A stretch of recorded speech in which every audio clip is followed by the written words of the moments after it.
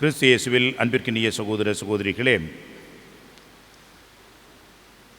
இன்றைய முதல் வாசகத்திலே எசையா புத்தகத்திலிருந்து எடுக்கப்பட்ட அந்த வாசகம், ஆண்டவர் ஆகாசுக்கு ஒரு திருவாய் மலர்ந்த அருள் செய்தியை கொடுக்கின்றார். நீர் ஆண்டவராகிய கடவுளிடமிருந்து ஒரு அடையாளம் கேள் என்று சொல்கிறார். அன்புக்குரியவர்களே, அவர் நான் கேட்க மாட்டேன். காரணம், அந்த அளவுக்கு அந்த ஆகாசு கடவுள் மேல் நம்பிக்கை வைத்தவராக இருக்கின்றார். தாமாக கடவுளே முன்வந்து அவர்களுக்கு கொடுத்த அடையாளம்தான், ஒரு கன்னி கருத்தாங்கி ஒரு மகனை பெற்றெடுப்பார், அந்த குழந்தைக்கு எம்மானுவேல் என்று பெயரிடுவார் என்று எசையா கூறுகின்றார். இந்த வார்த்தைகள் இந்த நிகழ்ச்சியிலே முழுமையாக நிறைவுறுவதை நாம் பார்க்கின்றோம்.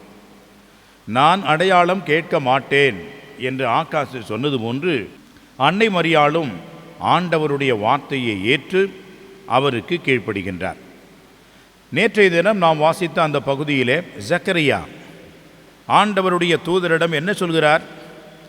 நான் வயதானவன், என்னுடைய மனைவியும் வயதாகிவிட்டது, இது நடக்கும் என்று எப்படி எங்களுக்கு உறுதியாக தெரியும்? எனவே எங்களுக்கு ஒரு அடையாளம் காட்டும் என்று அடையாளம் கேட்கின்றார் ஜக்கரியா. எனவே தான் அவருக்கு அடையாளமும் கொடுக்கப்பட்டது, அதோடு சேர்ந்து தண்டனையும் அளிக்கப்பட்டது. அந்த தண்டனை தான், அந்த அடையாளம்தான் அவர் வாய் பேச முடியாமல் இருக்கின்ற அந்த அடையாளம். அன்புக்குரியவர்களே, ஆனால் அன்னை மரியா இன்றைக்கு நற்செய்தியிலே பாருங்கள், எந்த ஒரு அடையாளமும் கேட்கவில்லை, எந்த ஒரு அறிகுறியும் அவர் தேடவில்லை. மாறாக இது எப்படி நிகழும், இது முடியுமா என்ற மனித தன்மையிலே அந்த இயலாமையையும் தன்னுடைய சந்தேகத்தையும் அவர் கேட்கின்றார். கடவுளால் முடியும் என்று சொன்னதும் அதற்கு அன்னை மரியா அடிபணிகின்றார். அன்புக்குரியவர்களே, இன்றைய நாளிலே நமக்கு அன்னை மரியா நமக்கு கொடுக்கின்ற செய்தி, அவருடைய வார்த்தை ஆம் என்ற அந்த இறைவனுடைய திட்டத்தை ஏற்கின்ற வார்த்தை. இதோ உமது அடிமை என்ற அந்த வார்த்தைகள், இதெல்லாம் நமக்கு அன்னையினுடைய மரியாவினுடைய ஆன்மீகமாக அமைகிறது. இதுதான் மரியா. அவர் பெயர் மரியா என்று சொல்லப்பட்டிருக்கிறது. அவர் பெயர் மரியா என்றால் அந்த மரியா எப்படிப்பட்டவர் என்று சொன்னால், நான் ஆண்டவருடைய அடிமை, உமது சொற்படியே எனக்கு நிகழட்டும் என்றார். அந்த கணமே ஆண்டவர் இயேசு கருவாக அவருடைய உதரத்திலே உற்பவிக்க தொடங்கிவிட்டார். அந்த கணமே மீட்பின் வரலாறு என்பது தொடங்கிவிட்டது. ஆண்டவர் இயேசு இந்த உலகத்திலே பிறக்க வருகின்றார் என்ற ஒரு தொடக்க ஒரு நிமிடம் அந்த இடத்திலே துவங்குகிறது என்பதை பார்க்க வேண்டும். எவ்வளவு பெரிய ஒரு மகத்தான ஒரு பெரிய ஒரு நிகழ்வு இந்த நிகழ்வு.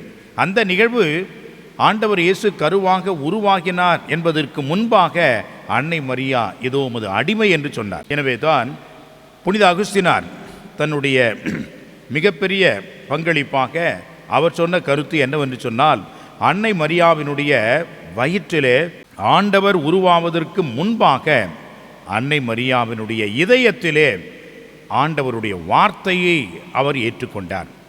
எனவே அவர் இறை வார்த்தையை ஏற்றுக்கொண்டதனால் அந்த இறை வார்த்தை மனு உடல் எடுத்து அவருடைய உதரத்திலே இறங்கி அவருடைய வயிற்றிலே தங்கினார் என்று சொல்லப்படுகிறது.